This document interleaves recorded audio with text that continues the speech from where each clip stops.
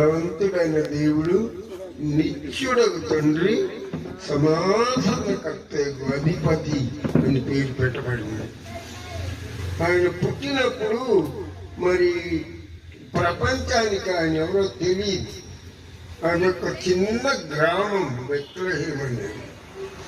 ఆ గ్రామంలో ఒక బీల మరియమ్మ గర్భాన ఆయన జన్మించాడు. అప్పుడు కూడా తెలియదు ఆయన.